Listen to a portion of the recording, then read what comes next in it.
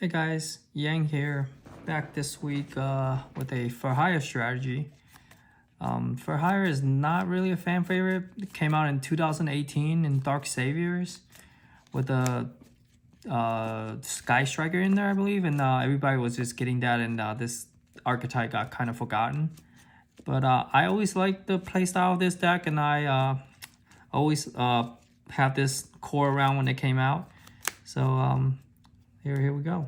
And this deck was also tier 0 in Duel Links when it came out too.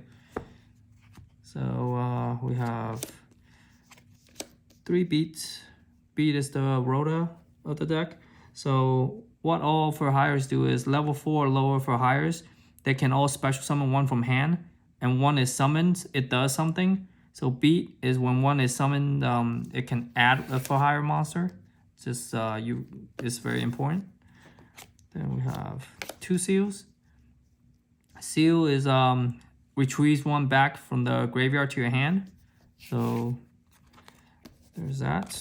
We got 2 Dompa. Dompa pops a face-up card when one summoned. Then 1 Recon. Recon is not as important since it only pops set cards, because not many people are setting cards nowadays, but we still want it just in case we run into a back row deck. 1 Philo, however you say it. Philo is it's not as useful as the other ones, but he brings one back from the graveyard when one summoned. It could come up. Helmar is another name. It's like a discard 1 card for hire to draw a card. It's fine. And then Bravo is another name. When one summoned, all of our for hire guys gains 500 attack until the end of the turn. So it gets in there with the attack. And now with the high level for hires. High level for hires is when they are summoned, they have a effect trigger. So when this one summoned Dinah, when he summoned, he can banish cards for your opponent's graveyard up to the number of for hire monsters we control. So normally we'll be controlling like a beat or something else along with Dinah. It will be banishing at least 2 cards from their graveyard. Then we got Wiz. Wiz is a spell trap negate, but we have to discard a for hire card to do so.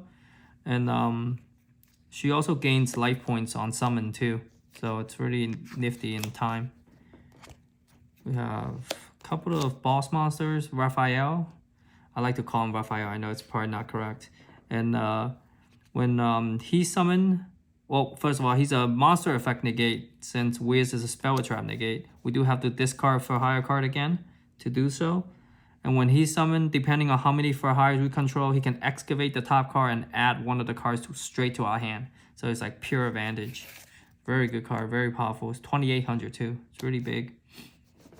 And then, unfortunately, in order to stand a chance in today's meta, we have to play quite a few hand traps. I don't like it, but like with how format shapes out right now, it's kind of aids. 3 Ash, 3 Ogre. Ogre's really good. Not just this format, but in this deck, it'll trigger the Fogo on your opponent's turn. We'll be drawing at least 1 to 3 cards. I'll go over that more when I go to extra deck. 3 Nibs. 3 Nibs because we need the minimum of seeing like 2 hand traps against like those combo Brave, Tangy, Sorso decks. And one of them has to be a Nibiru too. Like, it's really insane. This format actually just sucks. And the spells. Rhoda searches the beat. Beat is the warrior. Tenki searches the seal, which I went over, the first 2 monsters. We got 3 extra. Normally we will play like Desires, but Desires at 1, and we want the draw 2 cards, and we need the extra cards to pitch with the Raphael or Wiz to negate. And seeing extra cards is nice too. We got Mayhem. Mayhem is like a quick play, but it's like a Call of the Haunted type of effect, but for hire monsters. So when you have like a Dompa on the field, you can summon back like a Beat or whichever, Raphael or whatever, and then trigger the Dompa to pop a card. Or if you have like a Beat on the field, you can summon back something and just add search as a card. And then we have Rookie for Hire. Rookie for Hire is like a transmodify for the deck. So you can tribute the Beat, go to a Dompa or go up into a Seal. Like if your Raphael has already negated, you can activate this, go down to a Weirs to have another spell trap negate. So yeah, we got that. Reasoning, every monster is like a different level. Most likely they're not gonna call it right. We'll get a free body. Call by Grave. Monster Reborn. The idea of this deck is you want 3 different types on the field to make the Fogo. That's the main play of the deck. Then 2 imperms, wraps up the 40 cards. Okay, so extra deck is nothing really to talk about. It's like the only card that matters is the Fogo. So what this card does is it requires 3 monsters of different types. And when it is link summon, we summon a Fur Hire from the deck of the different type of the 3 monsters that we use for it. So most likely we will be summoning the Raphael straight from the deck. And basically what we're trying to do is we're going to have Ogre in the hand during our opponent's turn when we have this up. And if we control, if we Ogre their card, destroy it, we can draw 1 card. And if we control 3 for hires with different names, we can draw 2 additional cards, which is a draw 3. Like that is very realistic, and it can come up. Draw into your hand traps, whatnot. It's a really good card.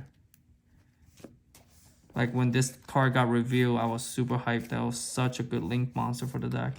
And the rest of the stuff is all mainly either Ghost Reaper targets or Dharmatica targets. Like none of this stuff should ever come up other than the 3 Fogos that I showed. So we're not gonna talk about too much into detail. Like a lot of these things are Dharmatica targets, Ghost Reaper targets. All right, then the side deck, which I did make. 3 Solemn Strike. If we know we're going first, we're gonna side out some of our hand traps and play real traps. Normally this card would be in the main deck, like 100% this card should be in the main deck, but with how the format shapes out, like there's like 4 different archetypes in every single pile. This card isn't really that good. Like, so that's why this card is in the side deck. Unless you know you're up against like Dragon Link or Flunderies, then you'll side this in. Yeah, it's kind of, their community one definitely doesn't affect us at all since everything is a different type. The 3 Reapers. Reapers will most likely call Hulk if their pile relies on Hulk, or if they relies on the Scythe lock, then we'll call the DPE. Then we just have some backward removal, Twin Twister, and Cosmic Cyclone and Feather Duster. Yeah, that wraps up the deck. So I'm getting very close to the 100 sub mark. I'll probably make a very special deck list when I do next week. Hopefully it gets there next week. And hope you guys enjoy this deck, and please leave comment and saying what cards could help the deck out, whatnot. Like appreciate your comments, and like and subscribe, and I'll see you guys in the next weekend. Be safe. Bye bye.